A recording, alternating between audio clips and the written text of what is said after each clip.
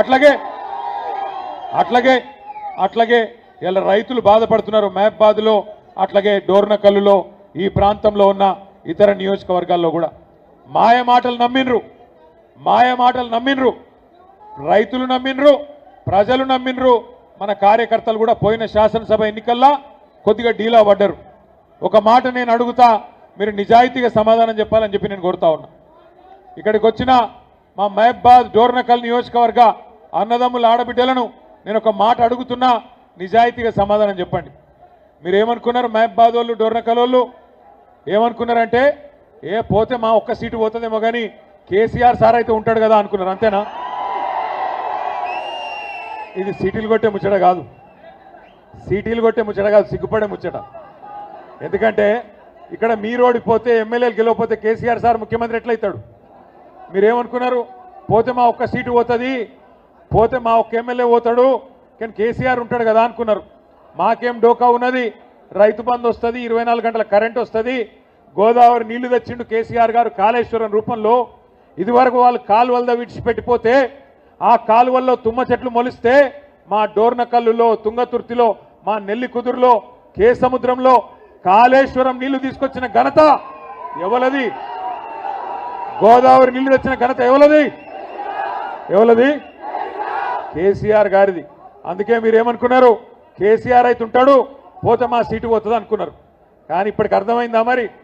ఒక్కొక్క ఓటు విలువ, ఒక్కొక్క గ్రామంలో ఒక్కొక్క ఎమ్మెల్యే విలువ ఇప్పుడన్నా మనం తెలుసుకోవాలి. మీ లెక్కనే చాలామంది అనుకున్నారు రాష్ట్రంలో.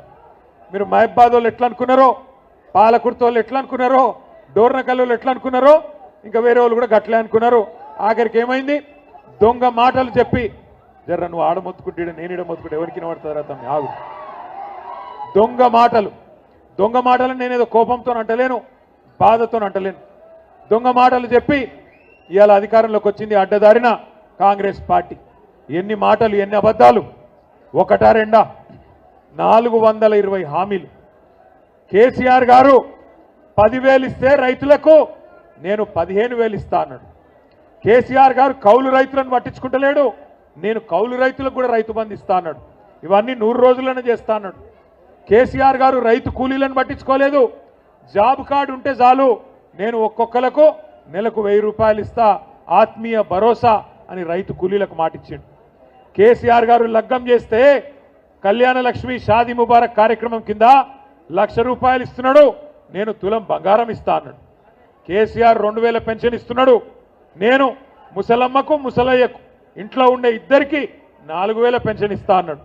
ఒకదానికేమో సోనియమ్మ మీద ఒట్టన్నాడు, ఇంకో దానికేమో ప్రియాంక గాంధీ మీద ఒట్టన్నాడు, ఇంకో కార్యక్రమానికి రాహుల్ గాంధీ మీద ఒట్టన్నాడు.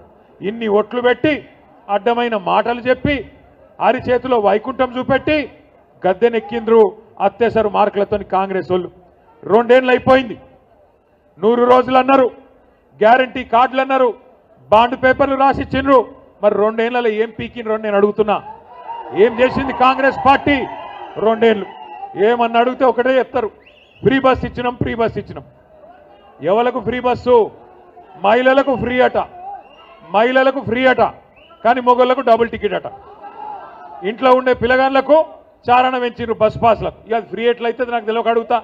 అంటే ఇట్లా అబద్ధాలు చెప్పి రాష్ట్రాన్ని ఆగం చేసి, మంచిగా నడుస్తున్న రాష్ట్రాన్ని ఇవాళ ఆగమాగం చేసే పరిస్థితి తీసుకొని వచ్చినారు. మన ప్రజలు కూడా నమ్మిండ్రు. కేసీఆర్ గారు 2,000 పెన్షన్ ఇచ్చిండు కదా, మరి ఈయన చెప్తున్నాడు కదా 4,000 ఇస్తా అని, ధనిక రాష్ట్రం కదా ఇస్తాడేమో అనుకున్నారు. మరి ఎక్కడ పోయింది ఇవాళ ధనమంతా? ఎక్కడ పోతుంది అంటే ఢిల్లీకి పోతున్నది.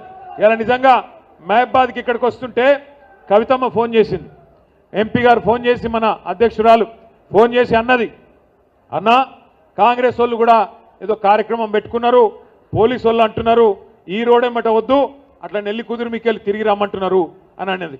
అంటే నేనన్నా ఎందుకమ్మా అన్న మన ప్రోగ్రామే ఒక పెద్ద నాయకుడు, మా ప్రాంతంలో అందరం గౌరవించే నాయకుడు నూకల రామచంద్రారెడ్డి గారని మంచి నాయకుడు ఉండే, ఆయన విగ్రహం, ఎందుకంటే ఆయన గతంలో మంత్రిగా పనిచేసినాడు, ఎమ్మెల్యేగా పనిచేసినాడు, నికార్సైన తెలంగాణ వాది.